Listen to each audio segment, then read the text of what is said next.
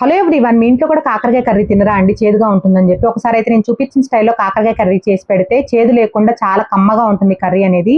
ముందుగా అయితే stove on చేసేసుకొని బాండీ పెట్టుకున్నానండి. బాండీ హీట్ అయిన తర్వాత 3 స్పూన్స్ ఆయిల్ వేసుకున్నాను. కొంచెం ఆయిల్ ఎక్కువ పడుతుందండి, మీకు నచ్చకపోతే తక్కువ వేసుకోండి.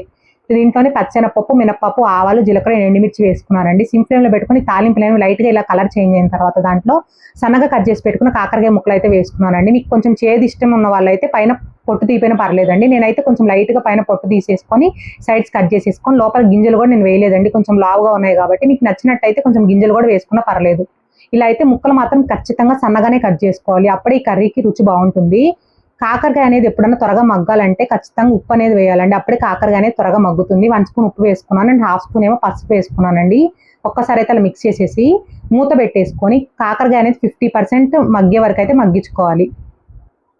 ఇప్పుడు చూసారండి, ఇలా అయితే కొంచెం ఇలా కలర్ చేంజ్ అయింది చూసారండి. ఇలా కలర్ చేంజ్ అయిన తర్వాత దాంట్లో కట్ చేసి పెట్టుకున్న పచ్చిమిర్చి ముక్కలు, కరివేపాకు అండ్ ఉల్లిపాయ ముక్కలు అయితే వేసుకోవాలండి. మీరు ఎంతైతే కాకరకాయ తీసుకుంటారో అన్ని ఉల్లిపాయలు తీసుకోవాలి. ఈ కర్రీకి అన్ని సమానంగా వేసుకోవాలండి, అప్పుడే రుచి బాగుంటుంది. కొంచెం కొత్తిమీర కూడా వేసుకున్నాను సన్నగా కట్ చేసేసుకొని. సిమ్ ఫ్లేమ్లో పెట్టుకొని ఒక్కసారి అయితే మిక్స్ చేసేసుకున్నాను. మిక్స్ చేసేసుకొని మూత పెట్టేసుకొని మగ్గించుకోవాలి. ఇప్పుడు చూసారండి, కరెక్ట్గా నాకు ఒక 5 మినిట్స్కి అయితే కాకరకాయ వేగిపోయి అండ్ ఉల్లిపాయ కూడా కలర్ చేంజ్ అయింది. ఇప్పుడు దాంట్లో ఒక పెద్ద సైజ్ చిన్నులపాయ ఉంటుంది కదండి, పైన పొట్టు తీయకుండా ఇలా పాయలుగా దంచుకొని వేసుకోండి. ఫ్లేవర్ అయితే అసలు ఎంత బాగుంటుందంటే మీరే చెప్తారండి కాకరకాయ కర్రీ తిన్న తర్వాత ఎంత బాగుందో అని చెప్పి, అంత టేస్టీగా వచ్చింది.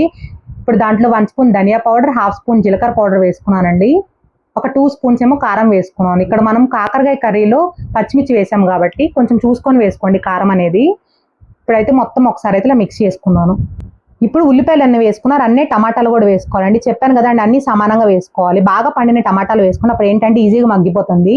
టమాటాలు వేసిన తర్వాత ఒకసారి మిక్స్ చేసేసుకొని మూత పెట్టేసుకొని కొంచెం కూర అనేది దగ్గర పడే వరకు అయితే మగ్గించుకోవాలండి. వాటర్ అయితే అస్సలు యాడ్ చేయకూడదండి, ఇలా గుత్తగా ఉంటేనే బాగుంటుంది కర్రీ అనేది. ఇప్పుడు చూసారండి, టమాటా కూడా మగ్గిపోయింది కదా. ఇలా మగ్గిపోయిన తర్వాత దాంట్లో మీకు నచ్చినట్టయితే లాస్ట్లో ఇట్లా కొంచెం బెల్లం వేసుకోండి. బెల్లం వేసుకోవడం వల్ల ఫ్లేవర్ చాలా బాగుంటుంది కాకరకాయ కర్రీకి. మీకు నచ్చకపోతే స్కిప్ చేసినా పర్లేదు. ఇప్పుడు ఒకసారి అలా మిక్స్ చేసేసి లాస్ట్లో నేనైతే కొంచెం జీడిపప్పు పౌడర్ అయితే వేసుకున్నానండి. మీకు కనుక జీడిపప్పు పౌడర్ నచ్చకపోతే పల్లీలు కూడా వేపుకొని పైన పొట్టు తీసేసి ఇలా పౌడర్ కూడా వేసుకోవచ్చండి. 2 వేసుకున్నా చాలా బాగుంటుంది. నేను 2 రకాలుగా చేశాను.